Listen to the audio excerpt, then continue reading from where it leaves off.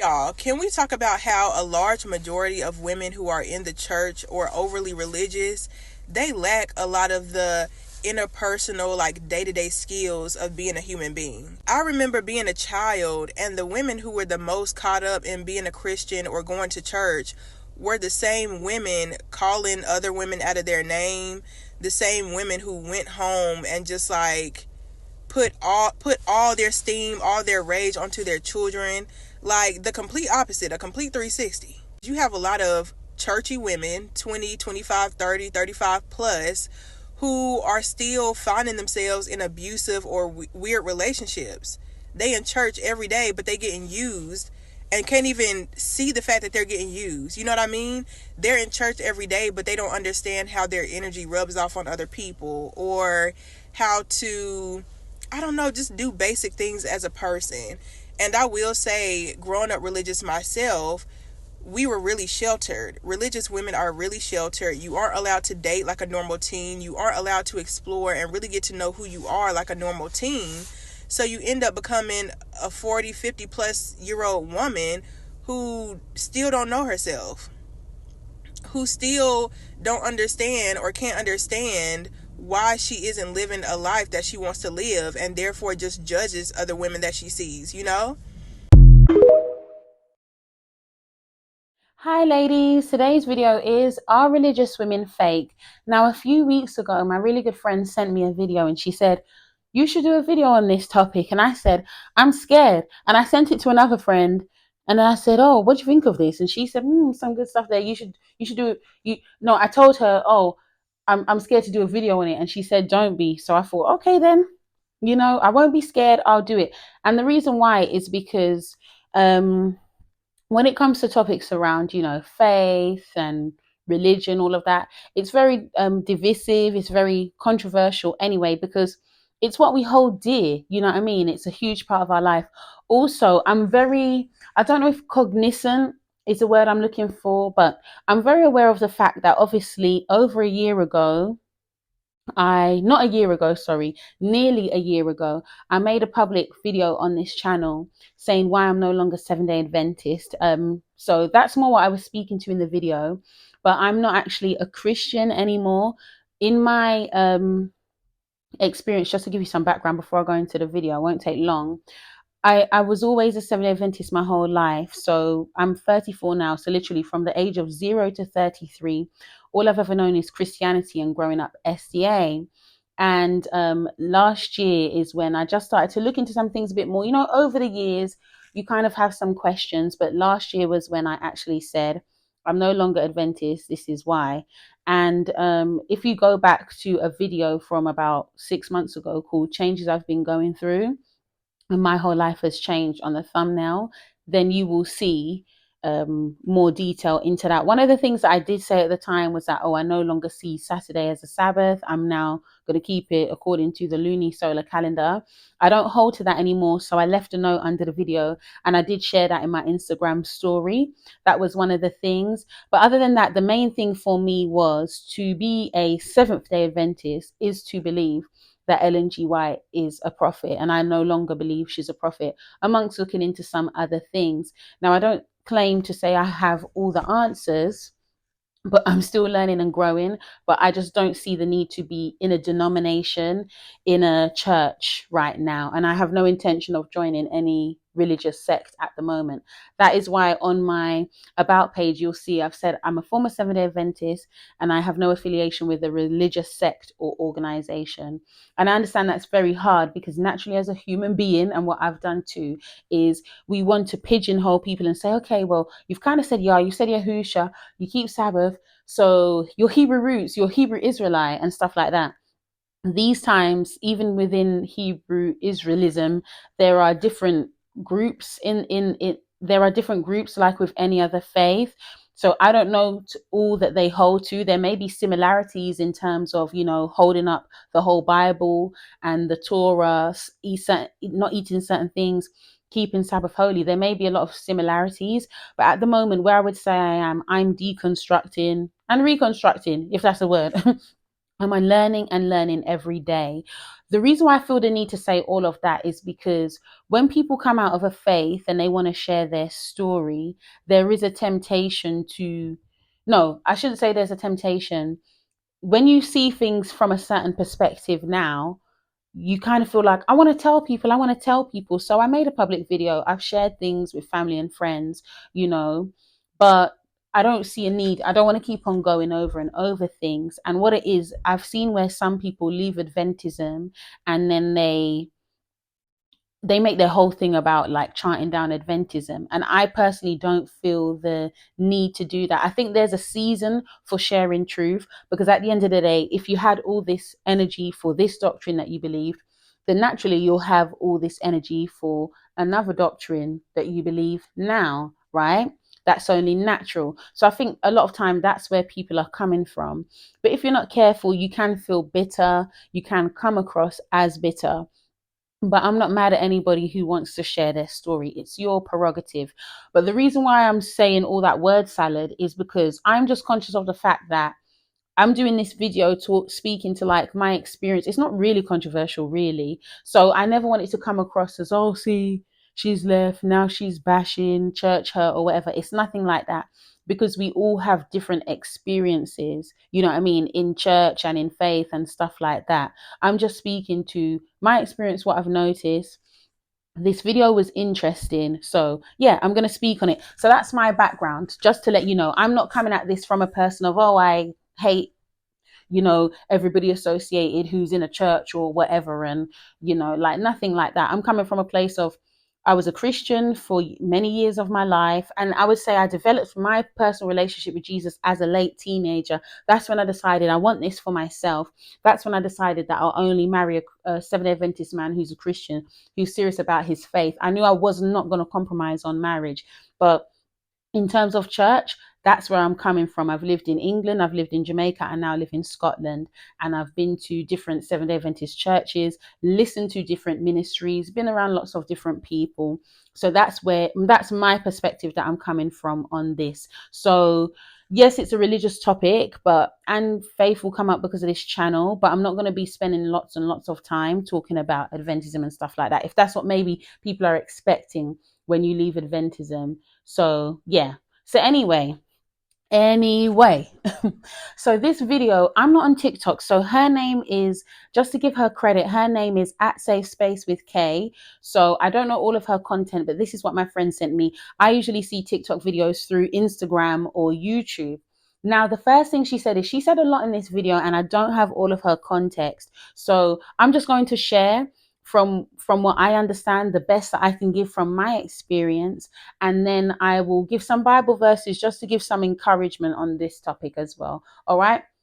So the first thing she said is that religious women lack interpersonal skills. So I asked the question here, what allows for this to happen in a church?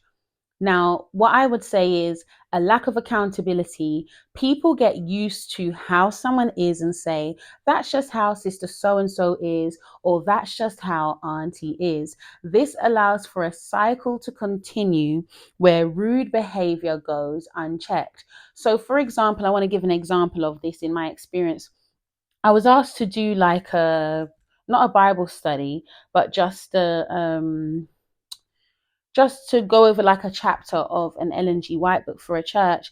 Now, this lady, my hair was out at the time. Maybe the style that it was in, I could argue that, okay, Charlotte, maybe it was on the messy side, but it was just in a natural hairstyle, put it that way.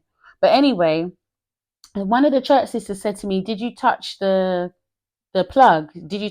And she asked me a few times, did you touch the plug or something like that, right? And then it took me a while to clock, like, oh, shame, you're talking about my hair. So I kind of laughed it off. No one really said anything, because I don't know if it went over their head or they just didn't listen, or that's how she is.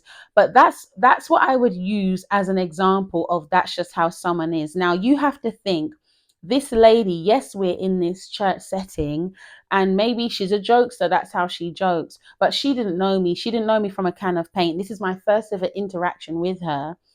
And the first thing that she's doing is making a joke off of my hair.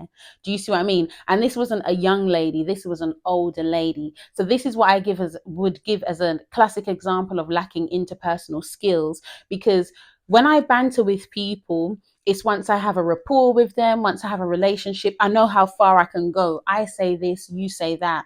When you don't know someone, you may love to have a banter, but if you don't know them, you don't know, could they be sensitive to this?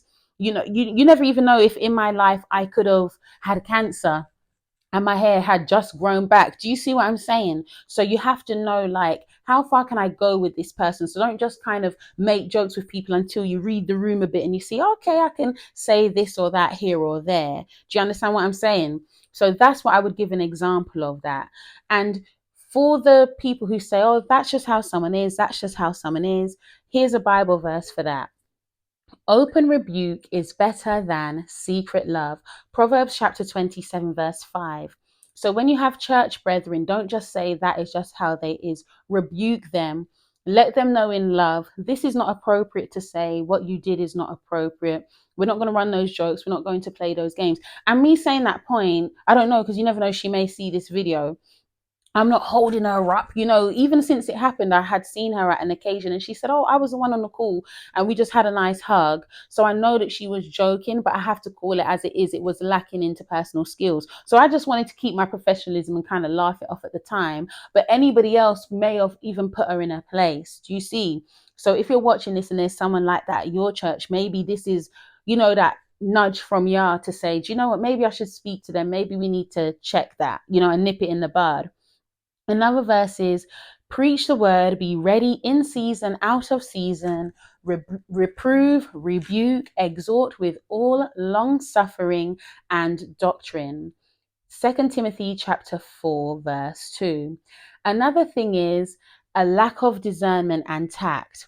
People may feel it is their Christian duty to correct you in an area, but have not prayed to see if Yah actually wants them to speak to you, or they have not considered whether or not they have proximity to you to speak to you. So I'm going to give a personal example here, and I'll keep it kind of vague as well, because I don't want to seem like, oh, I'm throwing people under the bus. But basically, someone called me about a personal decision that I made in my life, so vague, right? And this person was of a leadership position in the church. Now, this person, the way how they spoke to me on the phone, it was quite condescending and even rude. But I don't think I had ever had a conversation with this person past hello. Like we never had sat down and had any reasoning and them things there. You know what I mean? So the thing is, when you want to like say something to someone, check your heart. Ask like, yeah, do you even want me to speak to this person in the first place, or is it just my pride that wants to put them down, or oh, I need to tell you about yourself, or do you see what I mean? So if you haven't really even said hello to someone or like had a conversation with them at least, and then you feel like you just have authority to come in their life and tell them stuff, like that's not right. Do you see what I mean? You need to, there's a saying, I might be misquoting it, but some of you help me out in the comments, people care about, what do they say? People care about what you say if they know that you care. So obviously at the end of the day, we're not going to be stiff-necked. We know that it's good, as I said, to take rebuke. You never know how it may come. The Bible also says don't be easily offended. But I'm just saying to you, if you feel like it's your job to go to someone and speak to them about something, at least show that you care first, because they may be taken aback by the fact that, wow, like you're just coming to me, and you may think you're being loving and you're really not. You're operating in a spirit of pride. All right. So listen to this verse. And be ye kind one to another, tender-hearted, forgiving one another, even as Elohim for Mashiach's sake has forgiven you. Ephesians chapter 4, verse 32. The second thing that she mentioned is calling women out of their name, gossip, right? So this happens because gossip generally is not as talked about in church as much as other sins. And in some churches, sin is not called out as much, and it leans more into motivational talks, right? So a personal example of this is because, like I've gossiped. I was probably gossiping just today, and I'm not saying it like with pride, like yeah, it's a bad thing, but it's so easy to slip into gossip because you can just be talking about someone and then you kind of end up in a gossipy situation. And I do think there is a difference between sharing your problems with someone or venting and then slandering someone as well, because sometimes you are just sincerely speaking about an experience. Like even these experiences, I had to kind of think about them for the sake of this video. It's not that I'm here sitting every day, even though as a person I'm not going to lie, on this platform I do struggle with forgiveness. I have definitely in the past. And over the years, Yah has helped me. Like, Charlotte, you've offended people too. You would want the grace. Do you see what I mean? So that is an issue. But at the same time, I'm not here sitting stewing. I remember when this person did this to me in church and this person did this to me in church. And that's why I left. No, because at the end of the day, everywhere you go in life, someone's going to hurt you and you have hurt people. So that's not the case. But what I'm saying here with this is the fact that sometimes we say, oh, we're going to pray for this person, but then it kind of turned into gossip, or you'll share the information that you didn't necessarily need to share, and then it's like, oh, but we'll pray for them. So we find a way to kind of cover it with prayer so that we don't have to feel too like we're chatting them. But like these times we would never really say it to their face.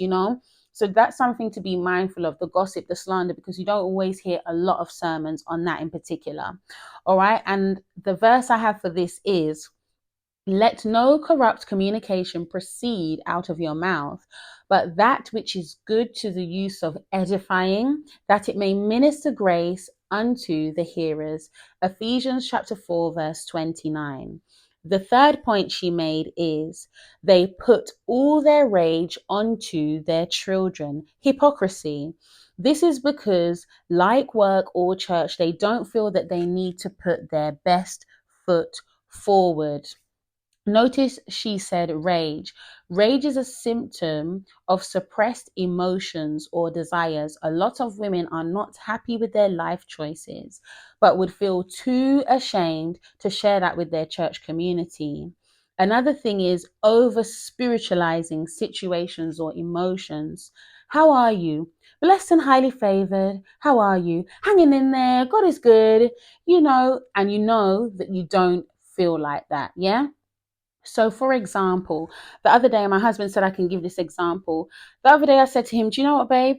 And if you've been watching this channel for a long time, you'll just laugh because I'm always like the other day. They're like, Charlemagne, what is the time frame you're working with here? It's the other day. It's the other day. But anyway, the other day I said to my husband, I'm pissed off with you. I'm pissed off with you about this. And I know some people would, you said pissed. Yeah, that's exactly what I felt. And I said it. And then afterwards, I said to him, do you know what, babe? Maybe I could have communicated that better. I'm sorry. And he said, no, it's okay, babe, because you meant what you said. That's how you felt at the time. And this is the thing. Yes, I'm not saying, oh, you got to cuss bad words and shout down the place to say how you feel. But when you constantly suppress, as I've said, how you feel, I'm just going to hold it in. I'm just going to hold it in and maintain professionalism and maintain, the spirit, the piety, when you always want to be calm about things, after a while that is going to build up. And then, as she said here, what we've all seen or what we've all done ourselves is, who is the easy person for it to come out on? Your husband, your children, those closest to you get the brunt of it because you're always pretending. Now, I'm not going to say, because obviously I mentioned rapport earlier, you don't have a rapport with everybody in your church community. That is the thing. So for some people, you may just say, if they say happy Sabbath, you may just say happy Sabbath, right? But at the end of the day, we should be fostering communities where someone could genuinely say, please pray for me. I'm struggling with X, I'm struggling with Y, right? Where you don't feel like you need to come to church every week and pretend. This is the importance of small group studies and things like that, so that you can be more real, be more genuine in your connections. So when you put language to things, when you put language to it, then you can work with it because you said it. So like I said with my husband, maybe the best thing wasn't for me to say, I'm pissed off with you. But that's exactly how I felt. That is exactly how I felt at the time. And there's other things. Just say it straight. Oh, I'm annoyed with my children. They get on my nerves. I can't stand my children sometimes. I hate this job. I want to leave. I don't like that person. I don't want to be around this person anymore. oh, I can't stand my in-laws, right? I can't stand them. I can't stand, I don't know, who else is there? The postman, whatever it is. Because what we do is, you see how I kind of decorated it there to say, oh, maybe I could have worded it in a better way. We decorate work because we want to, we said, let no corrupt communication. Okay, yeah, you're right. But the thing is, the Bible says, be angry and sin not. So, yes, we can be wrong in our communication, but we need to allow ourselves to feel the feeling. So, yes, we word it in a better way. We're not going to use certain language to word it, right? But at the end of the day, Yah is telling you, be angry and sin not. He's not saying don't be angry. He's saying there's a place for it. There is a place for your emotion. But the more that you suppress it and try and always want to over spiritualize, oh, it's not that bad. I forgive. You see how I said straight, oh, yeah, I struggle with forgiveness.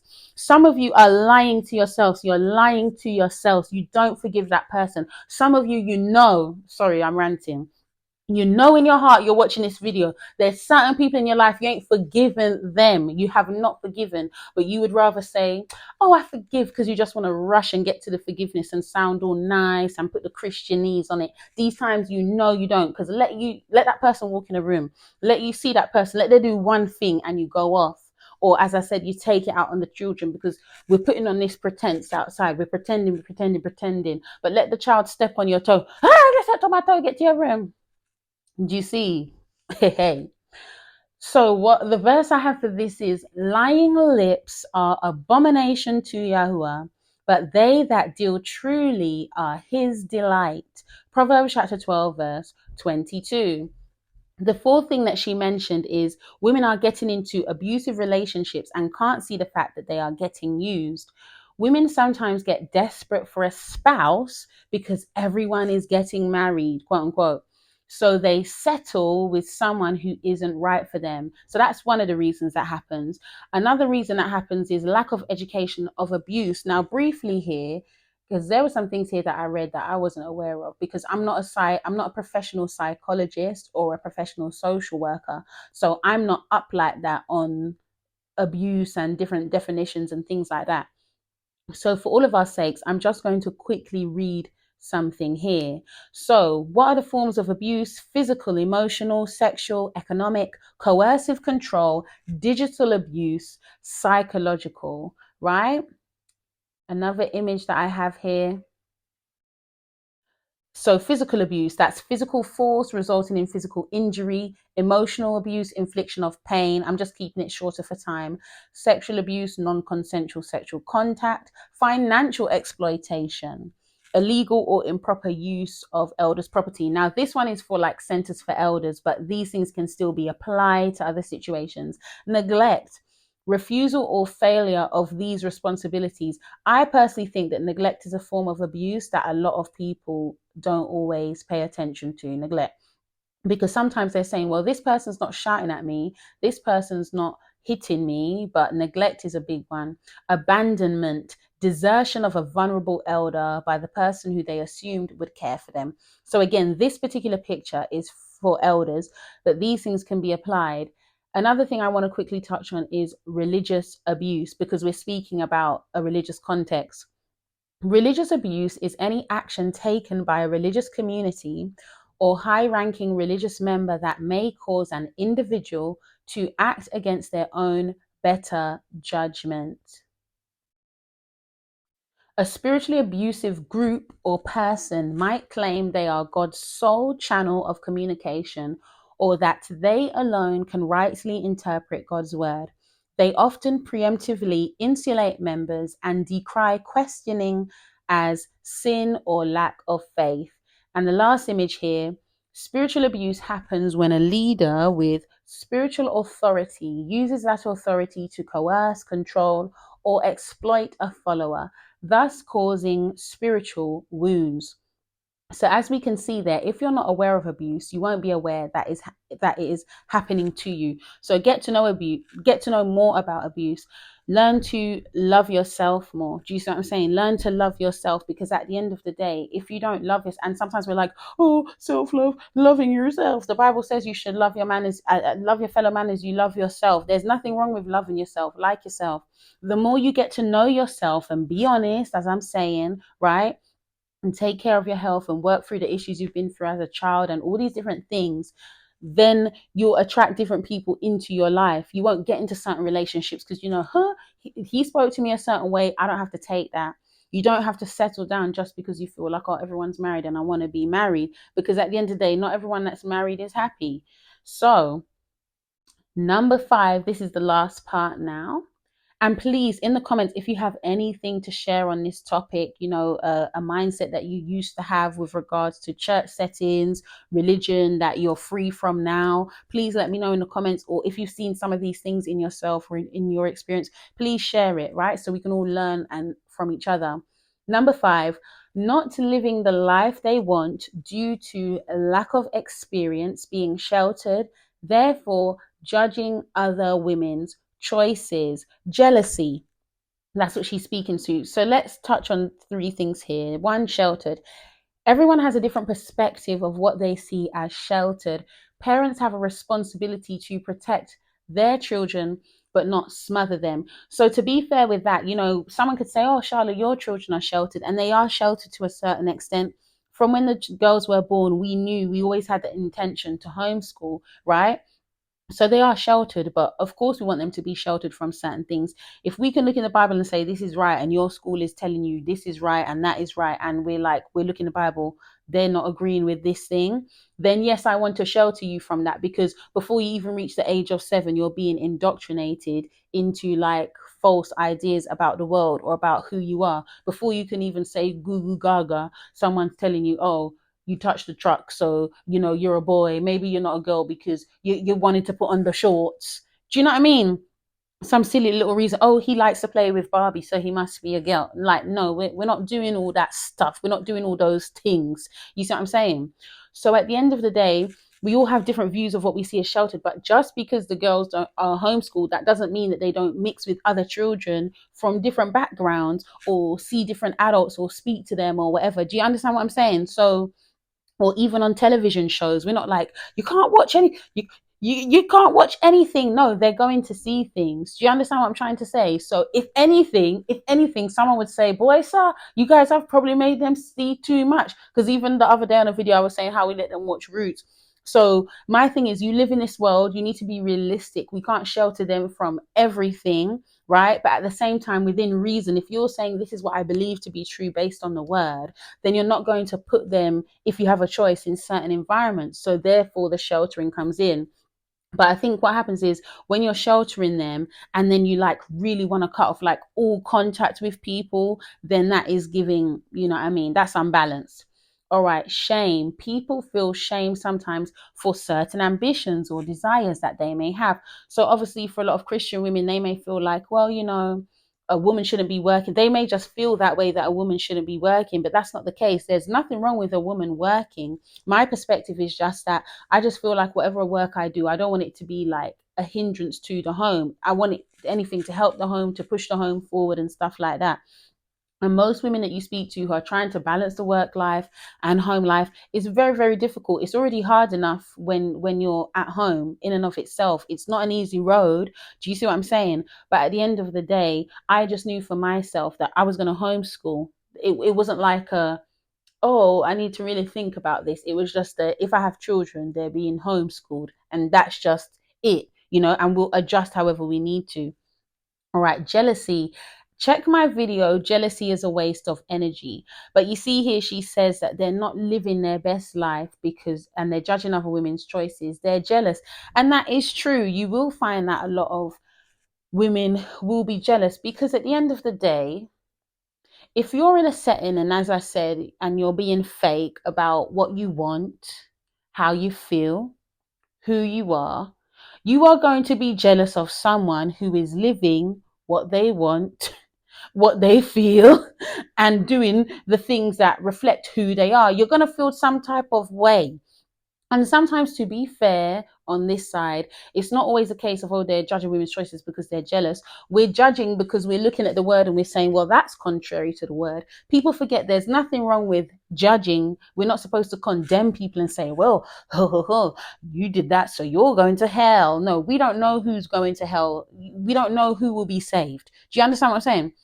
So there's nothing wrong with judging, because guess what? If you go to cross the road right now, you will look and say, oh, is a car coming?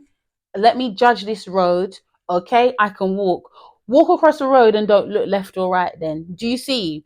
So there's nothing wrong with judging, right? It's just at night. If you're walking down a dark alley, you're going to judge. How does that person look? How does this person look? Do I feel safe to walk down this alley? We judge all the time. What we don't want is to be told. You don't want to be told that you're wrong. That's what it is. So at the end of the day, you're going to feel jealous if you see people being free and being who they are.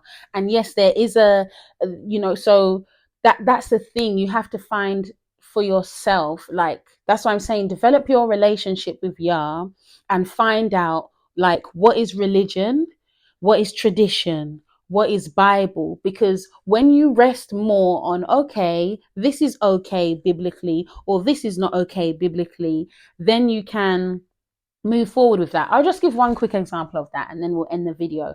So, for example, a lot of Christian churches may say that women shouldn't wear trousers, right?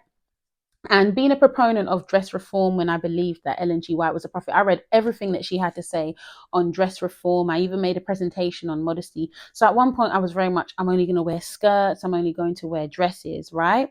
Now the thing is, a lot of what people take to use this is Deuteronomy, where it says, oh, I'll have to find a verse, a woman shouldn't wear that which pertaineth to a man, or something like that. I'll get the verse. Now, something I realized from years ago, I don't think that Bible verse is enough to say that a woman can't wear trousers, because certain trousers are cut for a man, certain styles are cut for a woman. Even when we look at the garden with Adam and Eve, when they sinned, they made themselves figs. But when Yah made them clothes, it doesn't say, and he made Eve a dress cut for a woman, and he made Adam a cloak cut for a man. It just says that he made them the coats. If I'm wrong, correct me. So if you're going to tell me that I can't wear trousers based off Deuteronomy, I'll say that's not strong enough. Because when you think of it, outside of the Bible saying,